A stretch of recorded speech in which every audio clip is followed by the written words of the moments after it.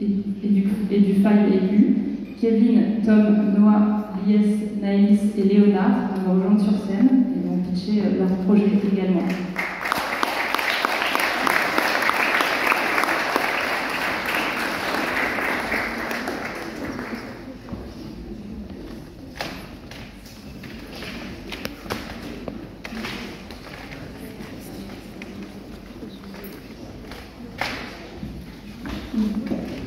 Donc, eh bien, bonjour à tous, nous sommes l'équipe 5, donc l'équipe EduSécu, l'équipe lauréate de ce hackathon.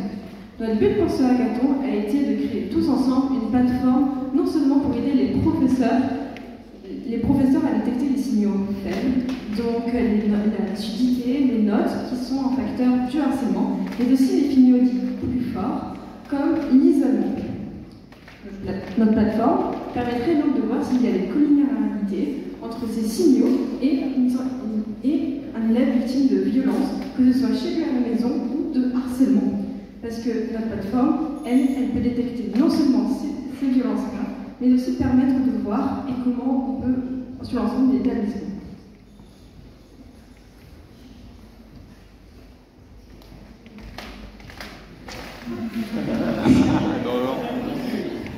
Donc, eh bien, nous avons ici le tableau de notre plateforme que nous avons créé lors de cet hackathon. Si je prends l'exemple de M. Dubois, qui se connecte à son compte de professeur et accède à toute l'évolution des alertes au fur et à mesure des mois.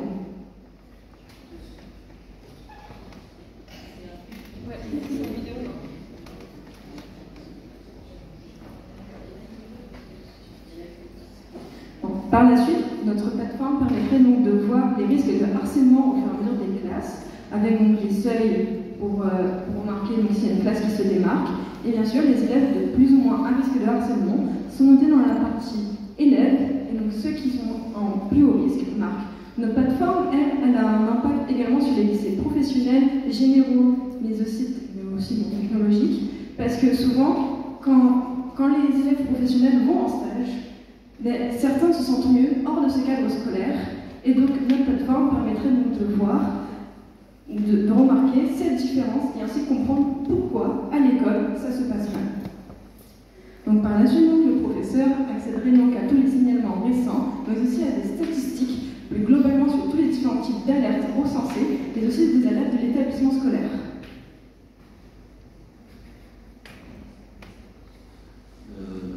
Ça marche, oui.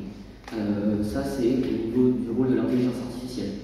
Donc en fait, on va avoir, là c'est un tableau Excel pour comprendre plus facilement, on va avoir toutes les données pronotes, donc les photos des élèves. Mais bon, ça, ce ne sera pas utilisé par l'intelligence artificielle, mais ce sera disponible sur la plateforme pour que les surveillants puissent du coup reconnaître un élève s'il le voit isolé et puissent le signaler. Ce soit plus facile de reconnaître un élève, parce que les surveillants ne connaissent pas forcément le prénom de cet élève. Maintenant, au niveau des données pronotes, ces données, elles sont déjà accessibles par tous les personnels éducatifs, donc il n'y a aucun risque au niveau RGPD. Ces données, c'est les notes par trimestre dans chaque matière, les absences, on va avoir les absences par matière notamment, puisqu'on a pu apprendre que les absences en EPS, par exemple, relevaient souvent d'un cas d'harcèlement, puisque la moitié des élèves harcelés sèchent leur cours d'EPS. Selon le dernier rapport de la tête, c'est des statistiques à ce sujet. Et en fait, l'intelligence artificielle, elle va croiser donc, ces différentes données, elle va regarder si un élève, par exemple, est beaucoup plus absent dans une matière par rapport à une autre, et va mettre à partir de là des profils à risque ou non, à partir des différentes données. Également la discipline, les observations, si on a des observations régulières, comme on peut le voir, l'intelligence artificielle, elle va pouvoir potentiellement émettre un lien entre cela et un mal-être dans une matière au point, et la différence par rapport aux autres élèves, et pour voir s'il y a un profil qui décroche vraiment, ou un profil qui sort de l'eau. Voilà. Enfin, notre plateforme,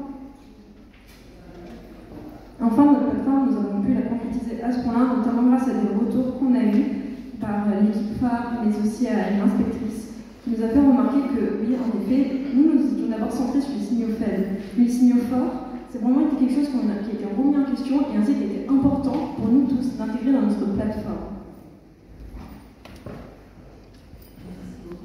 J'avais juste une question. Comment vous vous êtes organisé là, durant ces 3 jours entre la partie un peu tech avec les deux développeurs qui vont prendre la parole, merci.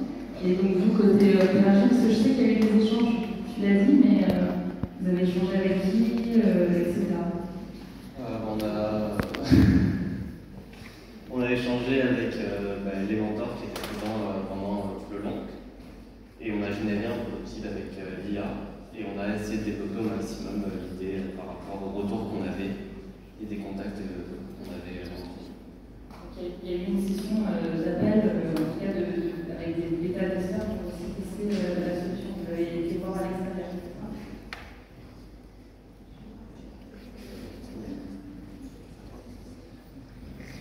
Donc du coup, nous avons posé concrètement cette question à l'inspectrice de l'Aix-Marseille. Et puis, du coup, cette question du signal fort, donc l'isolement, est vraiment revenue hyper importante. Donc, sur le moment, nous avons absolument pas intégré toute cette partie signalement, comme on l'a pu voir, et nous on s'est regardé, et on s'est dit comment on peut faire pour intégrer cette solution. Mais notamment grâce au travail de nos développeurs, ils ont réussi à trouver un moyen concret finalement, de réussir à intégrer tout finalement les signaux faibles et les signaux forts du harcèlement pour ainsi faire cette plateforme qui arrive à recenser tous ces signaux. Merci beaucoup.